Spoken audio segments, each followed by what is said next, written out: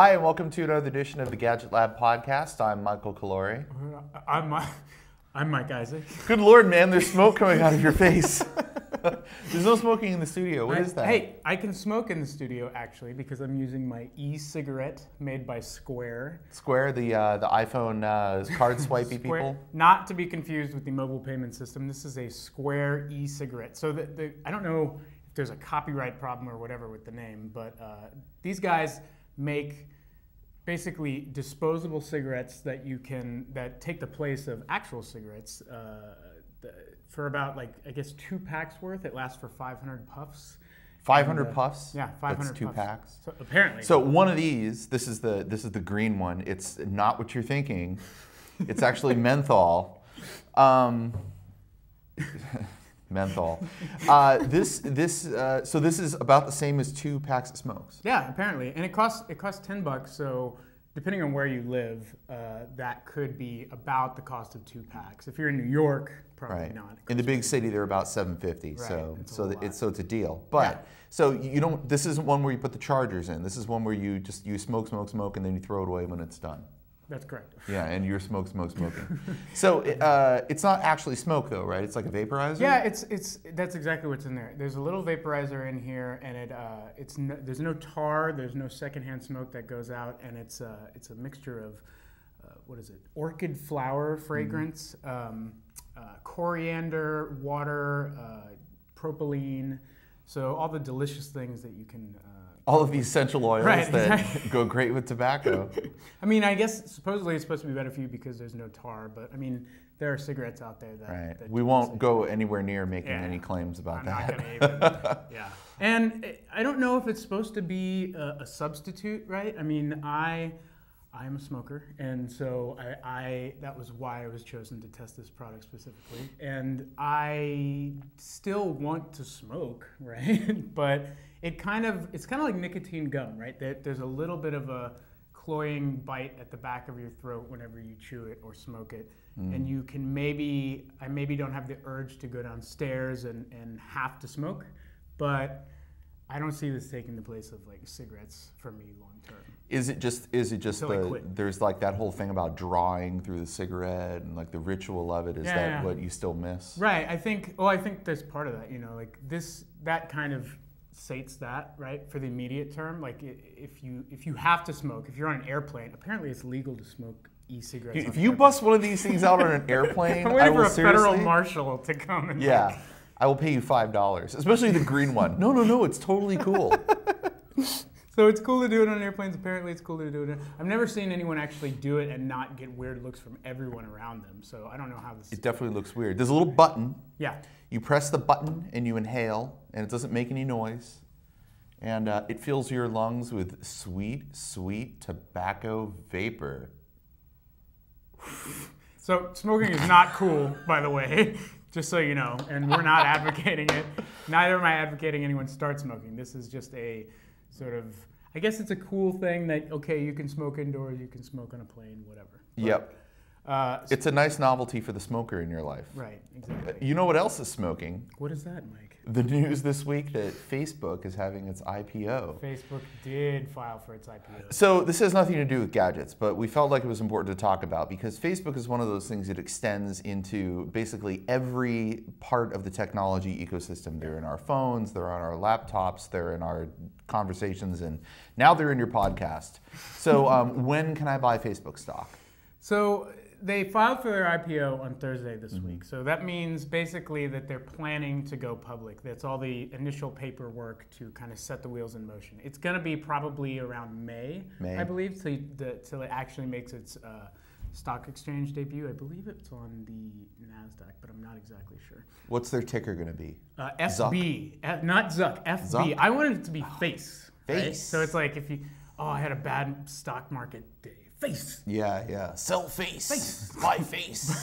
But you can buy face, right? There's parts of the world where that's a big thing. You buy face. Yeah, right. You wake up in a bathtub without a face. No, I was thinking like reputation. Oh, that's makes more sense. So we'll be able to. We're gonna just keep hitting these things if that's cool with you guys. It's just water or something. I swear. we don't know. It does have a pleasant aroma. Yeah, well, this one's fruit punch, and that one's menthol. Anyway, if you're a baller and have some Facebook IPO stock in a few months, you can smoke one of these. Pass to the left. It's probably going to debut.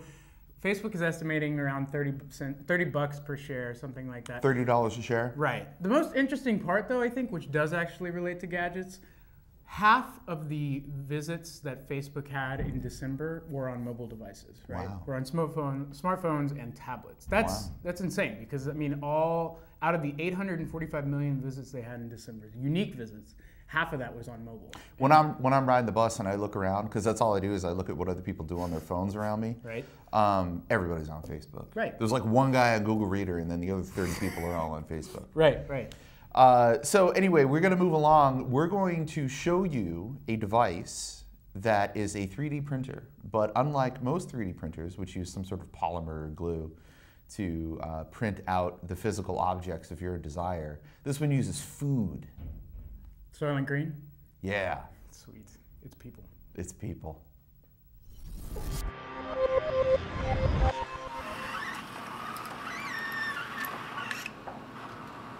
My name is Hod Lipson. I'm an associate professor at Mechanical and Aerospace Engineering department here at Cornell University. We do research in various aspects of robotics, but we also have been exploring lots of different new directions in design and manufacture of other things, which is how we got to this whole area of 3D printing. The Fab at Home is an open hardware 3D printer, and it's the only 3D printer that can use a wide variety of materials. So you can print anything from cookies to Play-Doh to silicone, stainless steel, epoxies, clay, and anything else your heart can desire. We gave the machine away, the designs away for free online. People started building their own, and after they were done 3D printing with silicone, they decided, well, what other goo do I have laying around the house? And the answer was peanut butter and Nutella and easy cheese. We started using food materials initially as kind of structural support materials. We use frosting as support material because it dissolves in water and so forth. These are very kind of useful structural properties. Then we went on a little tangent and decided to experiment with hydrocolloids. They're nice, fun materials. It's actually the same materials we use for 3D printing living tissue, which we also do on this machine. We tried to build foods from the ground up, where we would control the texture with the hydrocolloids, flavoring agents for the flavors, and add in vitamins. So you can imagine, dial in your hamburger, and it also gives you your Lipitor medication and everything you need and builds a fake hamburger from the ground up. We just forgot one fundamental rule of cooking, which is that you should cook with food. And we went back to the drawing board, and with the help of Chef David Arnold, we started working on modifying traditional foods. Anything from cheese and pesto to pasta to frosting, peanut butter, chocolate. Scallops that we printed into space shuttles and deep fried, cubes of turkey with cubes of celery paste on the inside. Pear jam, brie. I mean, it's really anything that you can push through a syringe. But my personal favorite is a new form of deep fried corn we developed. Today we're going to be making gears that are stochastically printed to have this nice open porous structure. The tools you're going to need are a 3D printer and a deep fryer. And the ingredients are half a cup of corn dough and a little bit more than 3/4 a cup of water, and mix it in the bowl.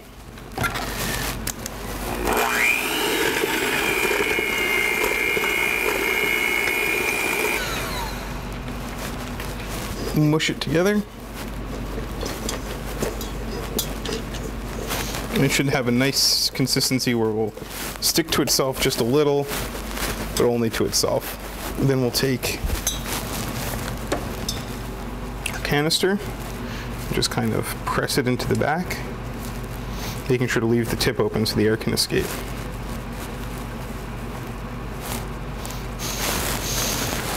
And then just put it right on the machine. So let's make us some nice deep fried masa. So we'll make it in the shape of a gear. So just type it in, drag it into place, and we'll scale it up to size. Yeah, it should work. Then we click go.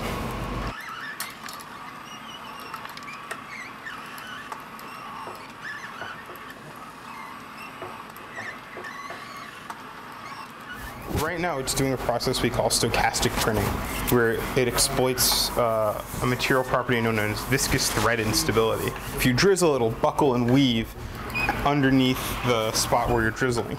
So here we use that to make spiral patterns to build up more porous 3D printable structures.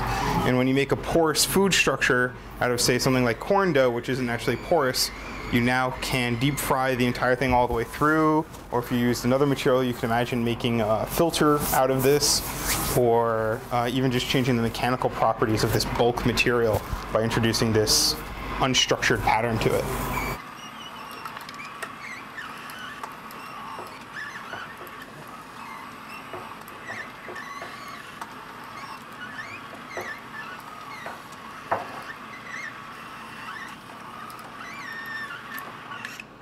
So now I'm going to take it and deep fry it so it can get nice and crispy. You could also bake it or just let it dry out so it would firm up a bit.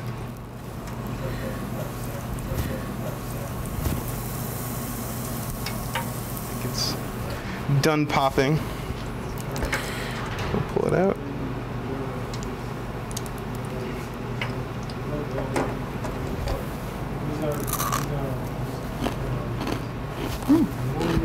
It's completely at-home doable. It'll be in restaurants, it'll be in homes, and it'll be used for automating food preparation. But it'll be used for more than that. It'll give you control over your food. So maybe you like cookies that are a little extra crispy on the outside, and be able to go into your application, tell it how much you want crispiness, and it'll automatically make the cookie the way you want. Or you can record grandma's recipe and how she drew out the individual treats for the family dinner, and then 100 years from now, your great-grandkids can be 3D printing out the same exact recipe with the same exact motions. This will be a kind of home appliance that it will be difficult to explain how we lived without it. So if you could print out anything from food, what would you print? Foie gras. Foie gras? Yeah.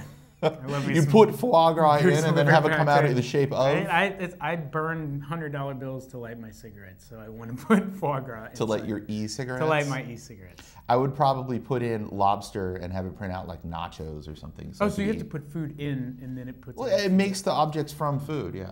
Did you ever see that Simpsons? Lobster stuffed with tacos? Yeah, Anyway, that was really good. Yeah. Hey, speaking of tacos, you were down in Southern California earlier this week, in my hometown of Dana Point, California. It was beautiful. At the Ritz-Carlton. That's correct. Also beautiful. They retweeted me earlier this week, the Ritz. The Ritz did? Yeah. What, did you say nasty things about them? No, I said something very nice. I said how nice it was out there. Yeah, the champagne is excellent. Anyway, I was out there for the All Things Digital's Dive into Media conference, where basically they're taking a survey of the media landscape right now. So they had people from YouTube, Sal Arkamangar, who's the senior vice president there. They had guys from Hulu. They had Dick Costolo from Twitter. And the crown achievement, they had Neil Young himself there. So he had some nasty things to say and some interesting things to say about the state of digital music. Right. Basically what you listen to is crap. And it's not the content itself, it's the quality of the content itself, right? So he's from this generation where, they grew up with hi-fi sort of, listening to vinyl, listening to this pure, if you want to call it that, audio experience, right? I'll go there. And now we are used to our iTunes 256K files. At the best. At best, right, Yeah. exactly. They raised it up from 128 before, right? And Mr. Young is basically saying that's crap, right? And we need to change that. And there needs to be something, some sort of service to push those maybe better high quality files out to... And the new hardware device. Right, exactly. So that was actually my favorite part about your story about the Neil Young spiel, was that there are, he had been talking, he doesn't really go into detail, right, to Steve Jobs before Steve passed away about creating a newer version of the iPod, like an audiophile device. Right. And he mentioned that when Steve goes home and listens to music at the end of the day, when he was still working and alive, he would play vinyl. and he would only listen. He would prefer to listen to vinyl. Right. So it's just kind of interesting that the man credited with spearheading the digital music revolution found his own device and his own ecosystem inadequate for his tastes in music listening. Yeah. Now, I am also one of those people who understands that the iPhone, the iPad is not an audiophile device. Right. I am an audiophile in that I appreciate and I love good sound, and I have a very nice stereo system, a couple of them. But Neil's big point was that for a very long time we've been trading the convenience of downloading music and carrying it around in our pocket, listening to it on our earbuds, for quality. So we make a trade-off there, and he's tired of having to make that trade-off. He doesn't think it's worth it. Right, exactly. He Now, actually took a shot at Dre and Jimmy Iovine too. Oh yeah, the Beats. He's on my team with Beats. I like that. When Neil Young is agreeing with you about something, that's pretty awesome. I'm also into his theory about domestic electrics taking over the world. I think that we're going to see a lot more domestic electrics. Of course, I'm talking about cars. I was going to say, are you plugging your band? No, that's the cars. Neil's Okay. real big car guy, and Got he wants to see Detroit go electric. But he also wants to see the whole music industry start embracing high def audio. And this is something that, being like the audio nerd in the room at most of the functions that I go to. And by functions, I mean like hanging out with my friends on weekends. Bars. Yeah. A lot of people always ask me, well, how do I make my music sound better? And my answer usually is go into iTunes and crank up your MP3 ripper to the highest possible setting, which is 320K, right? Is 320 in there? Okay. Yeah, so you crank it up as high as it'll go. And to most people, that high quality, which is better than what you get at the iTunes store, mind you, is enough, indistinguishable from CD quality to most people on most equipment. But what about the discerning connoisseur such as yourself and Mr. Young? Well, there are options. You can rip in Apple lossless format. iTunes will also rip in Apple lossless. Your files will be much bigger, and you can play them back on your iPod or your iPad or whatever smartphone you have with the correct software. You can play lossless audio files, both ALACs and FLACs, which is the open source, pretty much the same thing, the open source lossless file format. That's a trade-off in terms of size, right? Right. So you have a much bigger file, but it does sound better. It is as good as CD quality. It is essentially the same thing as listening to the CD as far as audio quality is concerned. Cool. But you can't buy those from iTunes.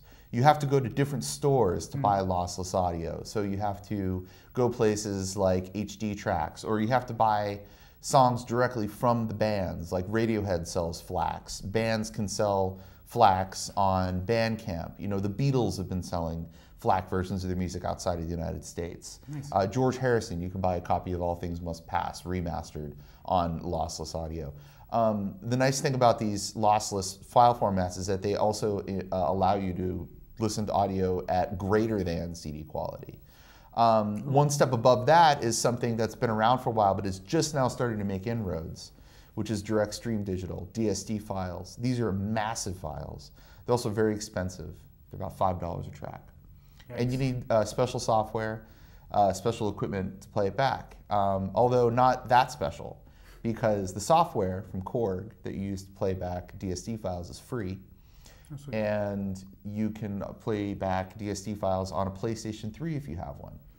If you don't have a PS3 and you're not in Korg software, then you're pretty limited with what you can do with those high resolution formats. But the point is, those high resolution formats are out there. They do exist. They do exist. A lot of people are getting into FLAC now because big name artists are offering them and big services are offering them. But Neil's beef, which is the same beef that it's a very valid beef, is that the main ecosystem that everybody is bought into already does not yet support these things. Yeah. And that's what he's trying to change. So at least making it an option for people sort of thing, rather than, obviously it's not going to be priority for the masses, right? Right, because not people yet. Just want to hear, what they want to hear on their crappy Stray earbuds or whatever. Right. But I think as people experience this and learn that it's really not that difficult to find these files, it's difficult to play them back, they'll start making more demands on manufacturers and more demands on record companies and more demands of the content warehouses for delivering these things. And I think we'll see more of it. At least I hope we do. Right. The last thing about this is that what Neil said was that they were working on the next generation iPod. Right, right. And that some rich guy is going to come along and do it. Well, Neil's pretty rich, and I'm pretty sure he's not going to be the guy to do it. But I would love to see what this new, high-def iPod looks like. You think it's going to be like the size of a steak or something, like really large? No. Oh. Storage is free. I think it would be storage look is cool essentially if it free. was really big. Yeah, big steak. Big ass like boombox on your shoulder. That'd be kind of cool. I measure things in terms of cuts of meat, actually. So steak, iPods. Yeah. Anyway, it's the cigarettes. I'm telling you. Okay, let's get out of here. This is ridiculous. This is why we can't stop talking. Have a wonderful week. We will see you next week with a product giveaway and more news from the Gadget Lab.